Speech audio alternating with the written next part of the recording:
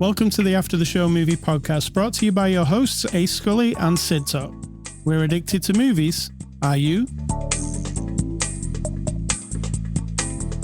Welcome, Sid Talk. Hello, how you doing? Welcome. What was the before the after show discussion? Let's just go back a couple of days when we did a really big project. We have a stove with a vent over it. Oh, yeah. That we hate, the light we hate, with light we hate, because you have to flick it off. We're very modern here. We can say a word, shut off the light. And then you're like, well, I have a light bulb. And I'm like, but will it fit? And then we put that light bulb in the hood over the stove. And it was like, Literally 20 years of not having that. Life change. And then we got a grocery delivery. And I felt like, whoa, it's been a really busy day. Yes. And it's snowing. Today, before the after show discussion, wasn't anything really. It wasn't. We were talking about the history versus Hollywood on this movie. True. Which we'll get to as we go. All right. It is Saturday, January the 24th. This is After the Show, episode 927. We're your weekly movie review podcast. And this week, we're looking at the movie Song Sung Blue. It's a 2025 movie out now on streaming, rated PG-13. Its runtime is 2 hours and 12 minutes, and it's from our friends at Universal who sent us a copy for review. Also, if you would like to stay tuned to this podcast, later on in the show, you can win one of 2 digital codes for this movie. Goodness. So, stay tuned and you'll find out how to win them. Sid Talk, can you give us the synopsis of this fine movie? First, I'm just going to say and admit this to the world that I just got the title. What do you mean? I just realized. Song. You realized that it was a song by Neil Diamond? Yes. Oh. I'm like, why is it called song?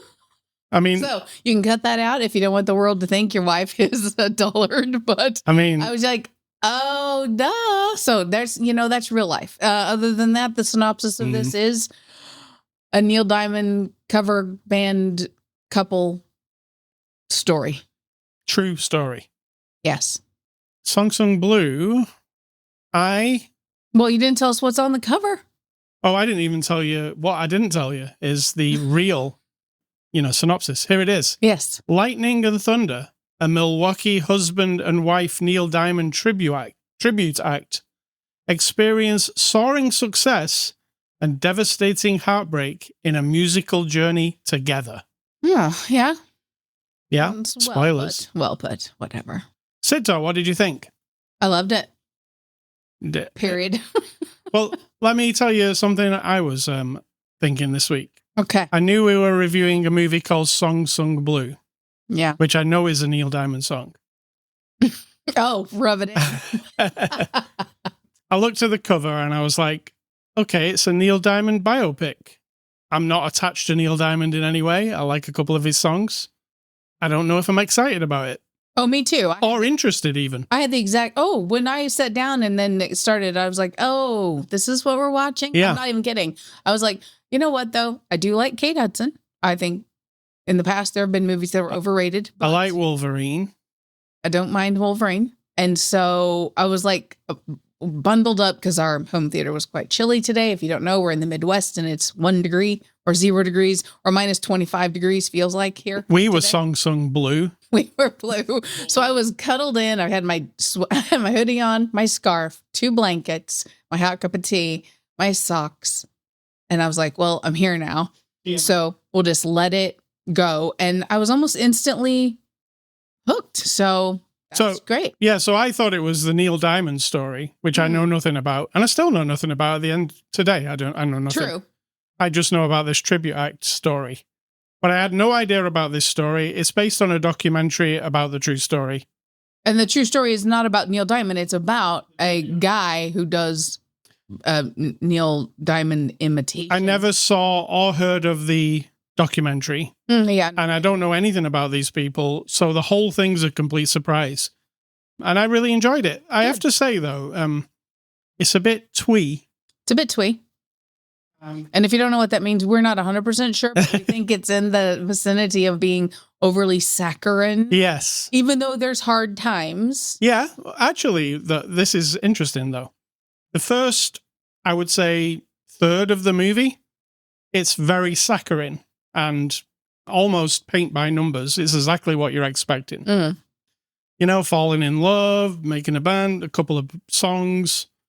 And I was like, is this what it is? Is it just saccharine? And then it actually goes dark. Yeah, we know that there's always going to be something I didn't bad. know it was going to be as bad as what it is. Yeah, but it has to be bad. I thought, yeah, even but Hallmark movies, I think, have like tragedy in the middle. knowing nothing, and we're introduced right at the beginning that our guy is a recovering alcoholic.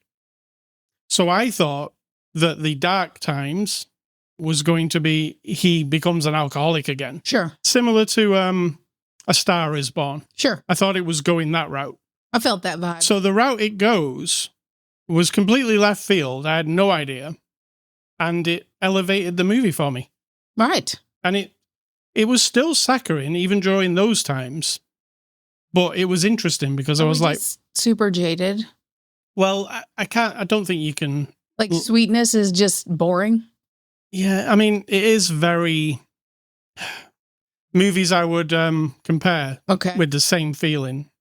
And I like these movies. Love Actually. Of course. Got very saccharine. You love Love Actually.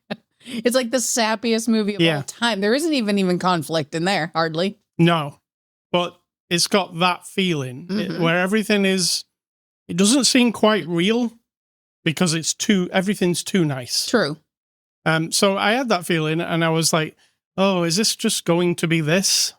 The first third of the movie sets everything up. And I was like, yeah, maybe there'll be he'll become an alcoholic. It'll get a bit.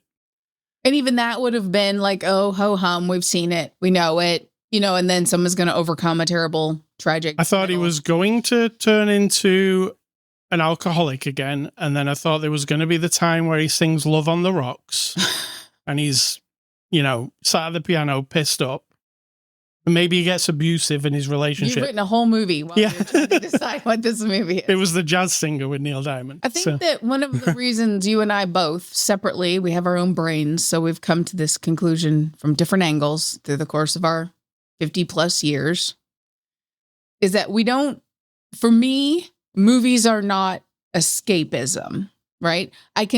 Once I get into a movie, I'm on the ride, right? I'm on the woo, here we go. I'm on the train. I'm in the atmosphere. I feel it, but I'm not escaping. I don't need sweetness and twee and happy endings and for everything to be unlike life, if you know what I mean. I don't need I get you. Hallmark Channel 24 hours a day. Oh, romance movies. Yeah, I don't. Yeah. I'm not a romance person. I'm not even that big of a comedy person because getting latched into those worlds to me is kind of boring sometimes. Yes, there are some comedy ones I love. Yes, there are some romance ones I love, but I don't need, as I'm sitting there, when something tragic starts to happen, I don't go, oh, no, not this again. Oh, no, I just want everything to be happy all the time because I know life and I don't mind the life, even if it sucks ass sometimes, right?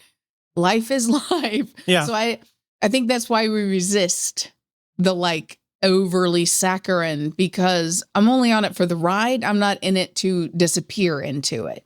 So yeah, you could say some of the lines are dodgy and it. Oh, really? Like what? I don't know. Some of the stuff near the beginning, I was like, it's almost parody. I'm feeling, Oh, I didn't feel that at all. It was more like Hugh Jackman's portrayal of this Mike guy. I don't know this Mike. I don't know him. Is a bit cartoony at times. Cartoony, yeah. When he's at the AA meeting and he's doing the little speech with but you know what? I felt the same. And then I had to remind myself that I have known real people in this world who have it is a performance-based personality in front of people. Right. And there is a da da da da da da da da da da da hey da da da da all the time, and then they're exhausted and depressed when they're not put on the show, right? And so, I mean, not everyone, but that's been my experience. So as I'm watching him and I'm thinking, who is going to get up in front of an AA meeting and introduce themselves and then sing a song? But I thought, oh, I do know a couple of people who would be that brash, because Right. some would say narcissism plays a piece in that, that you have to be the center of attention, or it's deflecting or something. So I got behind the sort of wild behavior. And her behavior, though, I do know women like her, and she's absolutely glorious. And I'm glad she got a nomination, even though I think these nominations these days are pointless. Oscar nomination Yes, you're talking about. But watching her is a symphony of watching one person, so that's Kate Hudson, inhabit the character of another person who exists in the world, right? But this is a fictional version. It's a very complex thing. But as I'm watching her, the littlest things, when she's sitting there, when they're first meeting, and the littlest things. And then when she's in the garage playing the piano, and she just like kind of scratches at her side, and she kind of moves her hair. And there's this like, she is channeling this person. And it was wonderful to watch. I loved it. Yeah. There's some good and some bad. I don't know if there's any bad. You know, another movie, when I was watching it, the vibe, it's not like this movie, but the vibe of it, The Wedding Singer, I got that too. I've forgotten The Wedding Singer, so I'd have to rewatch. Yeah. It's just the vibe of it, like the way it is presented. Like, you know, there's going to be something sweet and lovely. Yes. Now, The Wedding Singer doesn't have tragedy, but that I remember. No. It has some heartbreak. Right. But just relationship stuff. Yeah.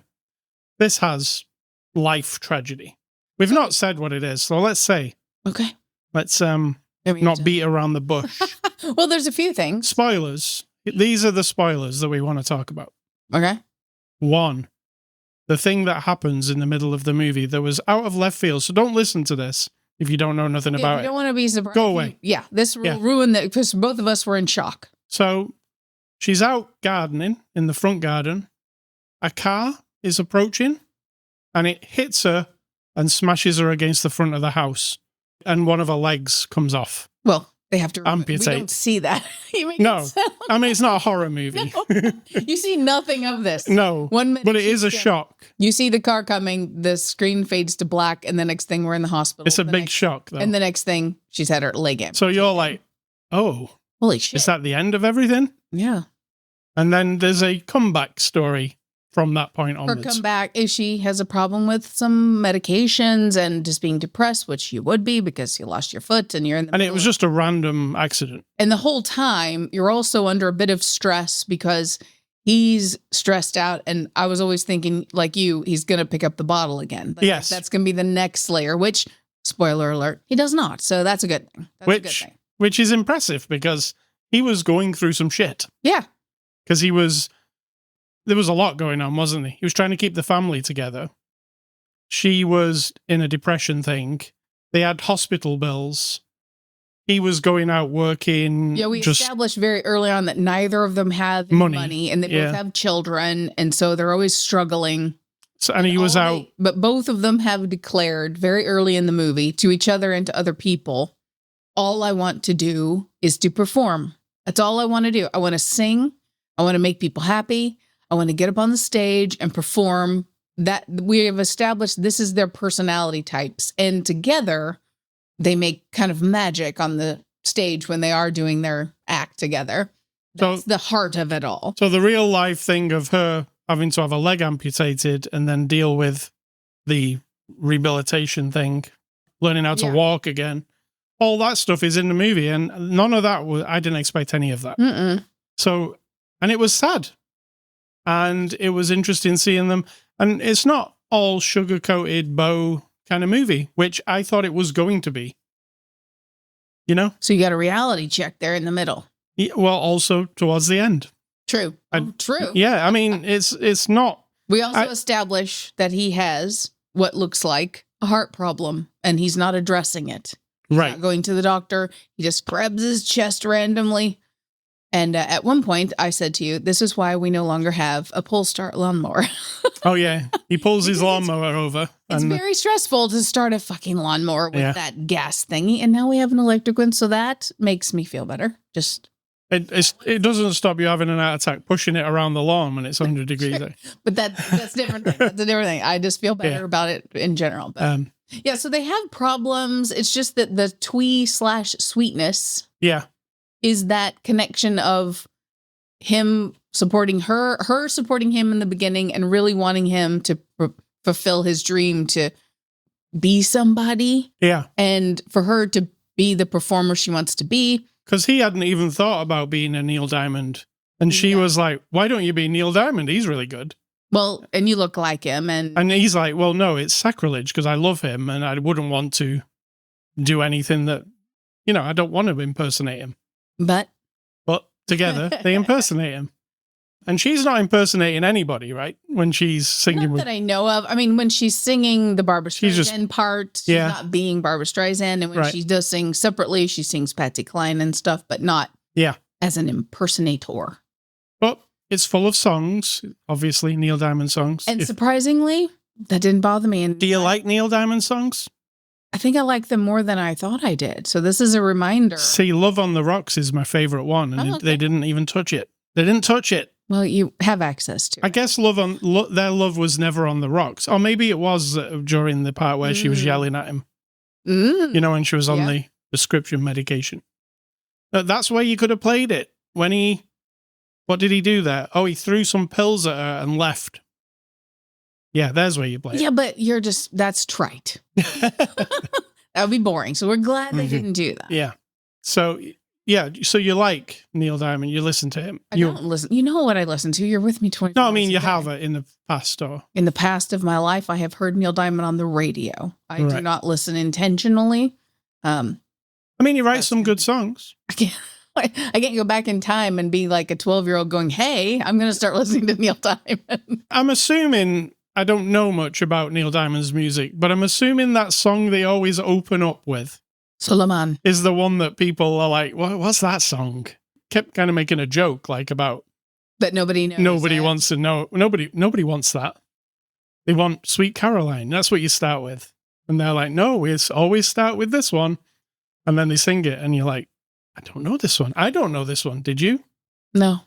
I only know the big hits. So I'm going to be honest and say, I don't know. I've never listened to a full, and you know me, U2's my favorite band and I probably have never listened to all of their songs. So I'm not that person. See, I listen to if I am into a band, I've definitely heard all of the songs. Good for you. You're a very special kind of fan. I'll even go as far as listening to demos and, all that stuff. Okay, I go down. I was raised with the radio of one channel that had the top 40 countdown on a Saturday. And I had a cassette recorder that I got at some point when I was probably 7 or 8. A big clunky one where you had to push down record and play at the same time to record. And I would set the recorder with the cassette in it next to the radio, push record and listen. And when I knew the song was coming to an end, hit stop because he was going to talk over it, Rick Dees or Casey Kasem. And then I would wait until the next song would start and I'd hit record. And then later I could sit and listen to my recorded songs with the beginnings and ends chopped off. That is probably why I'm not the most. And then I did have a record player, but if I got an album, if it was on the top 40, that's the song I was probably listening to. So yeah, I'm that person. I expected to not like this. I kind of did too, so I was surprised and happy. Yeah. And that's interesting. I came away at the end going, it isn't perfect. Well, I didn't find any of the dialogue bad like you seem to have. Found some of the dialogue bad, and I also found... No, I think it might have been actually genius, because Hugh Jackman, when he's doing some of the songs, he sounds not great. And I think it was on purpose. Yeah, because he's just not supposed to sound like Neil Diamond. Supposed to sound all genius. That when you think like an 80% version of Neil Diamond. If you're a person who wants to make a biopic of your favorite musician, let's say like this, and Neil Diamond is the person, making a movie where you've got someone pretending to be Neil Diamond would be way harder. Yeah. Than to pretend you're being a guy who's pretending to be the guy. My benchmark pretending to be the guy on the best guy pretending to be a guy. You know what it is, right? Guy pretending to be a guy. In a musical, in a band, music. It's The Doors, Val Kilmer. Oh, of course. It is fantastic. He literally is Jim Morrison for 2 hours. I would also say the Freddie Mercury one was really good. I don't think that's quite as good as Oh, okay. Mr. Val Kilmer. I mean, it's impressive, that Val Kilmer one. And he's singing all the songs in that movie. It's So not... was the other guy. Wasn't the Freddie Mercury guy singing? Yeah, also singing all the songs, yeah. All right, then. Or maybe not. I think he was. You'd have to fact check I that. have to look it up. All right, so let's get on to the cast. Hugh Jackman plays Well, have Mike. we established that we both enjoyed it very much? Yes, Okay. but didn't expect to.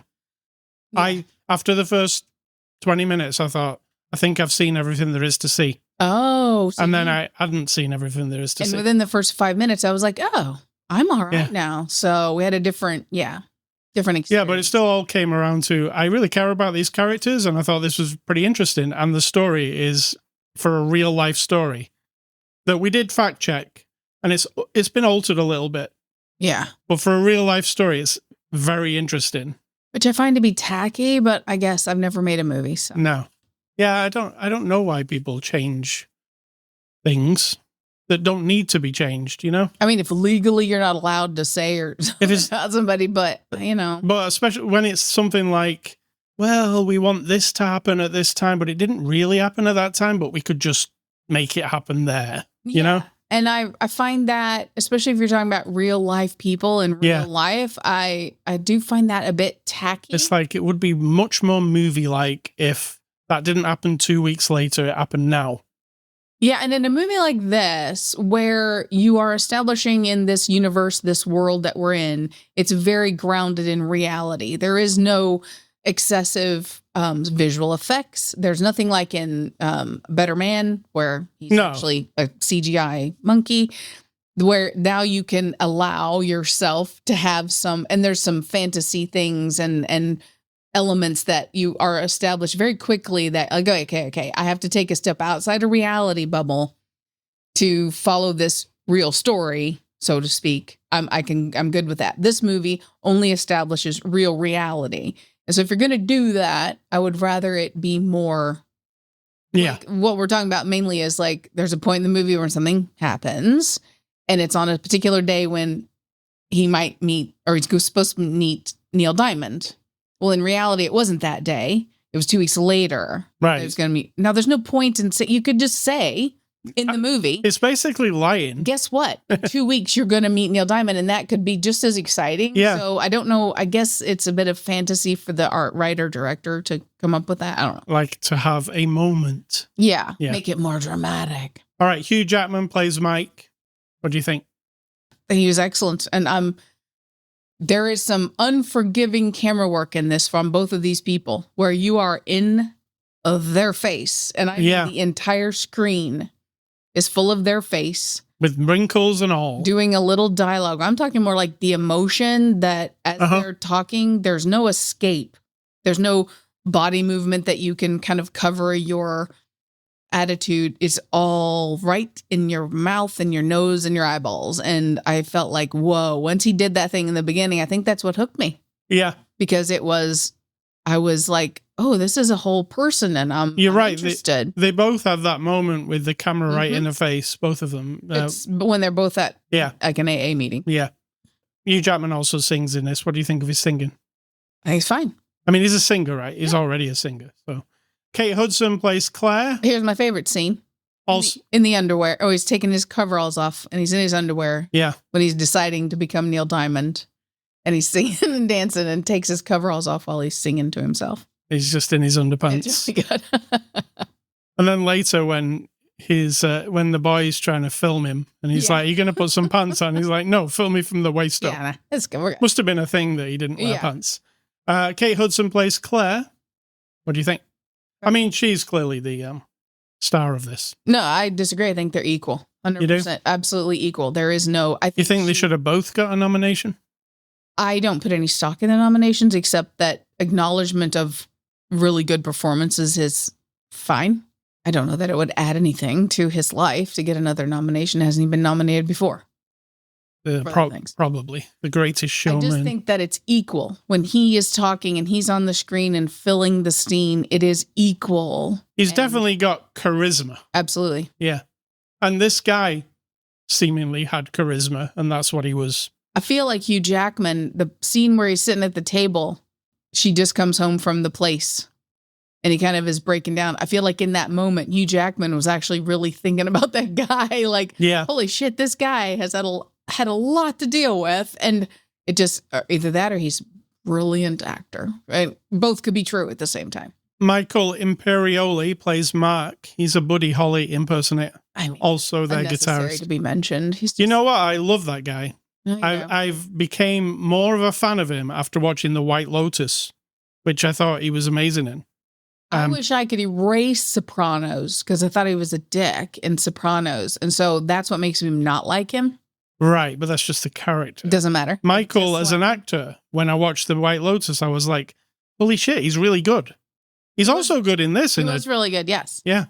I mean, he's not in it a lot. It could have been anybody. I'm sorry, Michael, but it could have been I was super impressed by him. Apart from him pretending to play the guitar.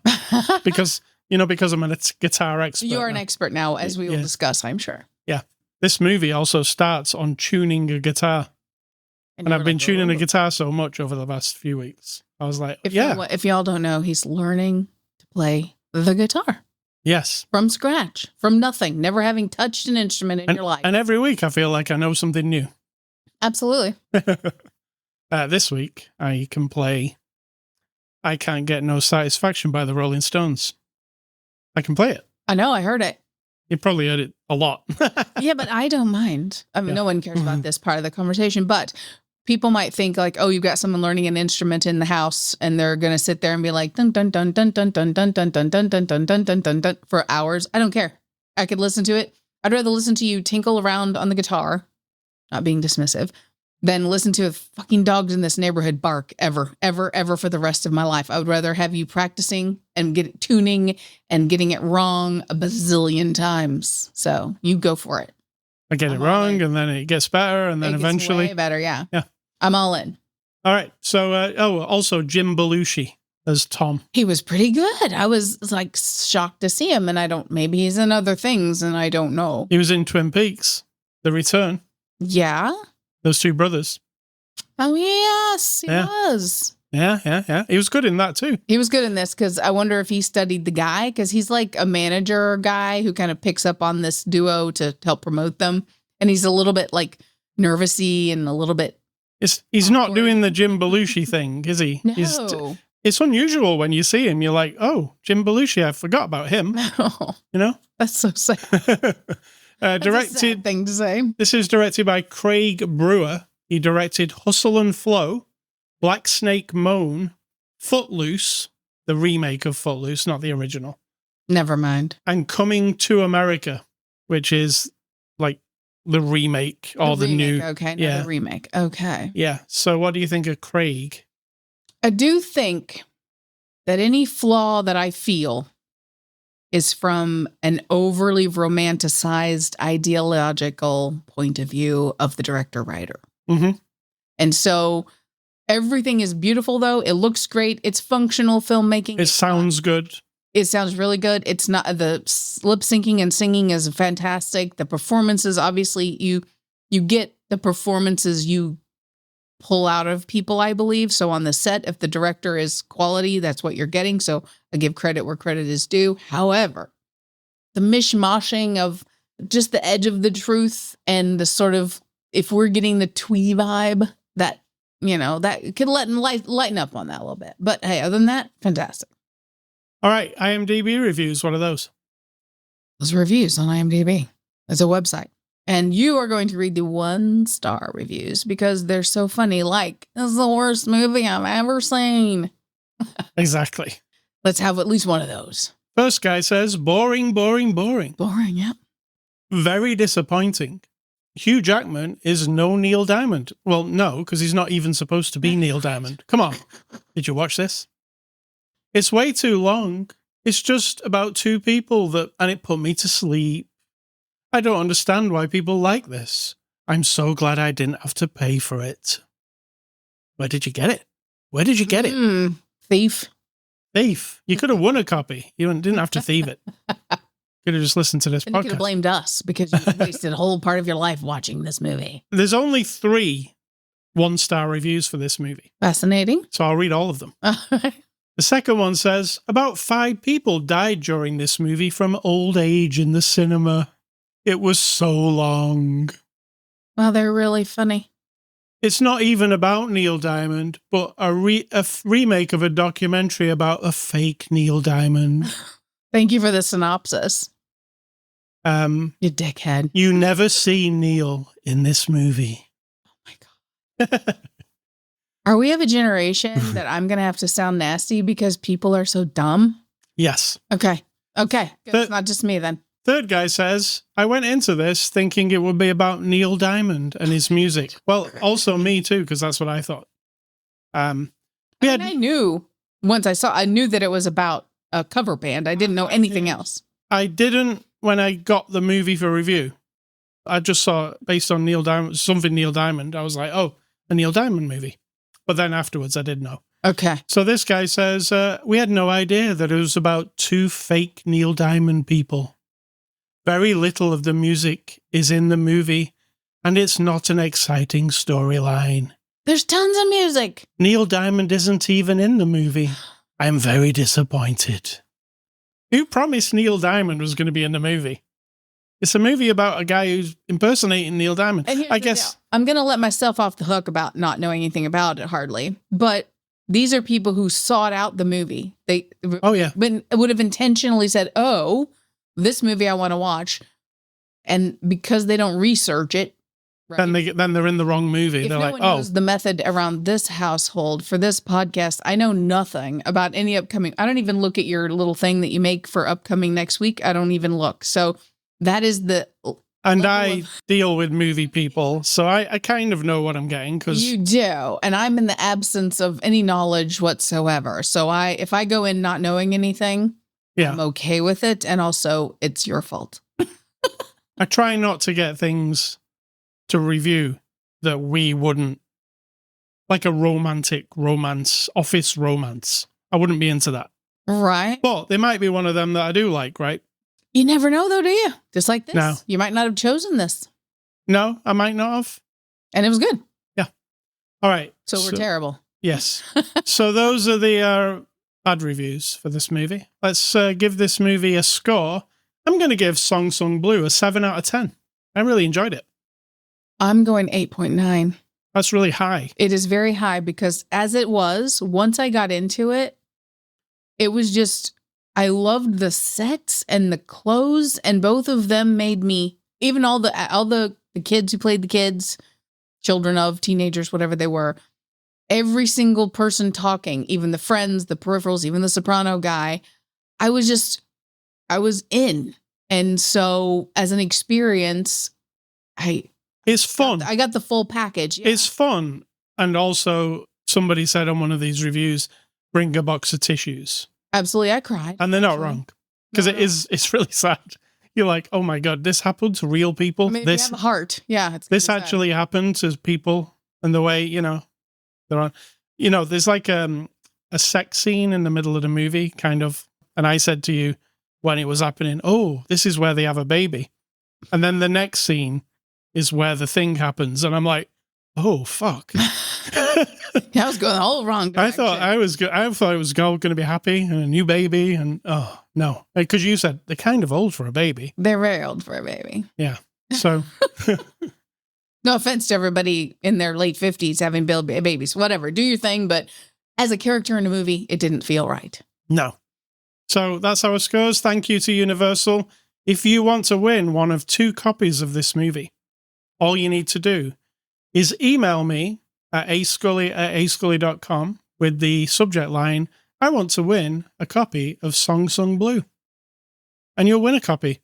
If you're want to win one of how many? I've got 2. Okay, I want to win one of 7. Tough shit. All right, so if you want to win, just email me. I'm not going to give it to the first 2 people this week because I want to give everybody a chance. So I'm just going to use a randomizer. Okay. Because I got quite a few entries last week. It did go to the first person who sent it me. But this week I'm going to randomize everybody up. Fun. Are you going to randomize it next week? I'm going to randomize it during this week, like Wednesday or something. Okay. They'll all enter between Monday and Wednesday. and then I'll give them the prize on Wednesday or Thursday. Nice. That's behind the scenes stuff. Congratulations, everybody. Yes. All right. Next week, we're going to look at the movie Primate. It's a horror movie called Primate. You know it? I don't. Well, maybe. You'll be watching it. Maybe you've seen a very quick trailer on the horror channel. Maybe. Recently. But it's new. All right, movie recommendations. I'm going with movies that are similar to this movie. Pirate Radio.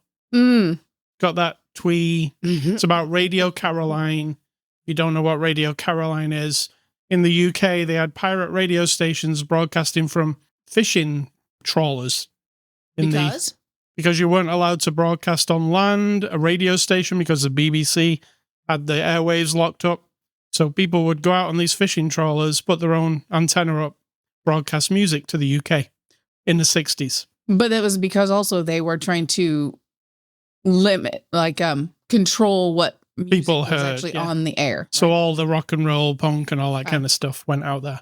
That movie's called two different names if you're looking it up. It's called Pirate Radio here in the States, and it's called The Boat That Rocked in the UK. So The Boat That Rocked. And my other one that's similar to this is Bohemian Rhapsody that you mentioned earlier. It's twee, but fun, right? And very, it's like Better Man. It's that's on the surface. Yeah. It's got sort of like... Better Man's got a bit of grit to it, though. It does. Yeah. It's good. It's good. Yeah. And mine are going back to the 20th century. Well, through all of history, for all the horror movies I've ever seen, I'm up to 2020. So hang in there for a few more weeks and then we'll move on to a new theme. If you care, if you don't, whatever. So I'm in horror movies of 2020 and we have The Hunt, which we both enjoyed. Yes, very good. We have Antebellum, which I think enjoyed is a strong word, but quality movie. That is a good, it's kind of like a Get Out type of deal. Shyamalan as well. Yeah. We have Spontaneous, which I'd forgotten all about. That's really fun love story. Oh my goodness. That is like, if you want to talk about making a world where you just have to learn to accept what's happening in this fictional world, you just got to go with it. It's very good. Possessor, another one that you enjoyed, I think, a lot. That's Cronenberg's son. Yes, and A Quiet Place 2. So in the Quiet Place universe. Quiet Place 2. Oh, yes. Yeah, there's the final A Quiet Place this summer.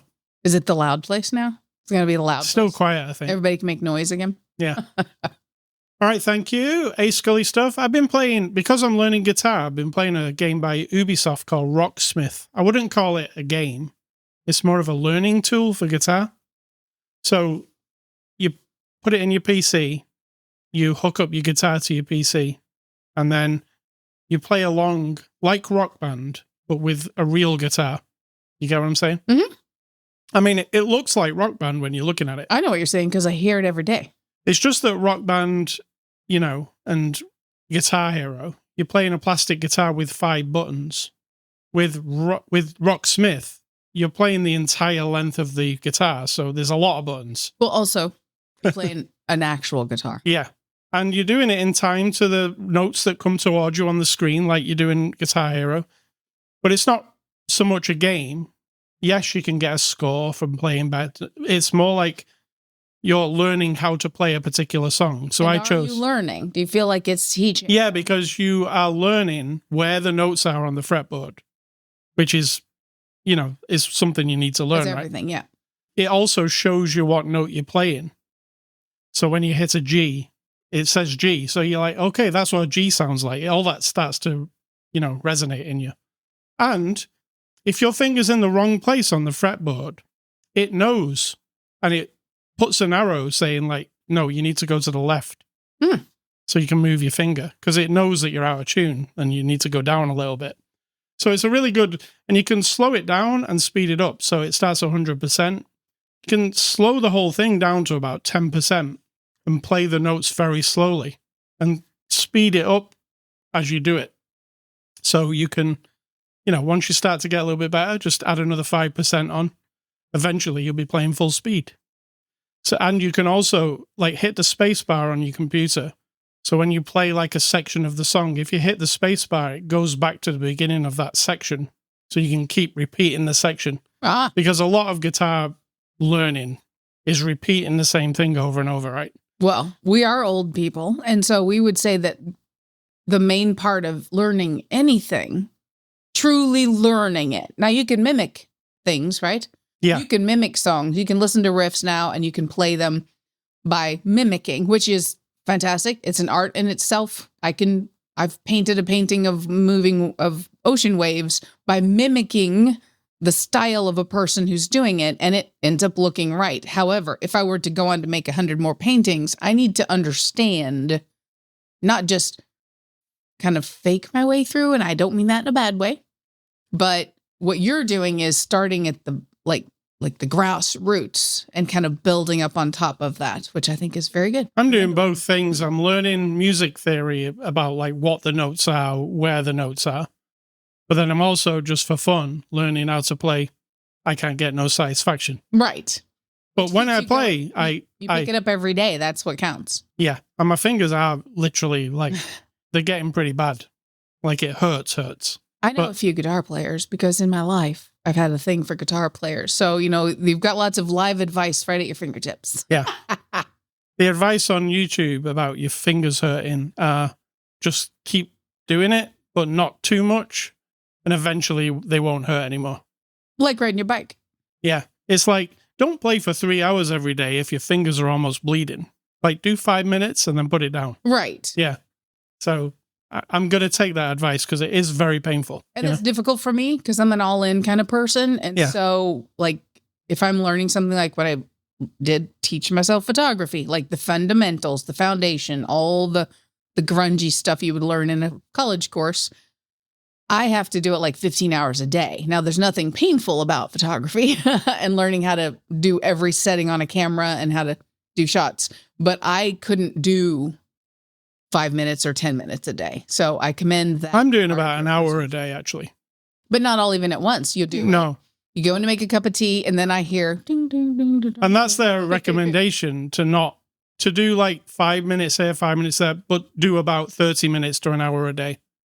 That's most of them. And that wouldn't suit my personality. Right. So I do find that admirable. It seems to be working for me because in a month I've learned quite a bit. Absolutely. And that's the difference between us. Yeah. All right. So, Sito, what's for dinner?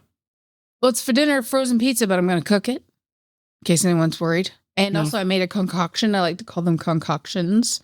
I made some homemade bread yesterday, which somehow I got it underbaked and burned around the edges at the same time. It's a skill. I know. I'm high quality baker here, but I'm like, it tastes so good. The parts that are just right. So I chopped it into pieces, put it back in the oven, put some olive oil on it. And my sister gave me some mushroom seasoning. I baked it up. So it's like croutons and they're really good. Then today I put them in the bottom of a baking dish with little tiny clumps of cream cheese, a can of canned potatoes that are sliced, covered that with some jalapeno cheese, not covered, just like sprinkled a little bit in there, and a handful of peas. And some more mushroom seasoning. I baked that till it's like this weird grown-up bread pudding, like a savory bread. It's so good. So good. So we're going to have that with the pizza. Yeah, and discuss the soup that I made twice this week. So you get this Gordon Ramsay soup in, what meal box is it? Home Chef. Okay, so we get different meal boxes on different weeks. And this soup is cauliflower, potato, blended with a hint of garlic and really good savory flavorings.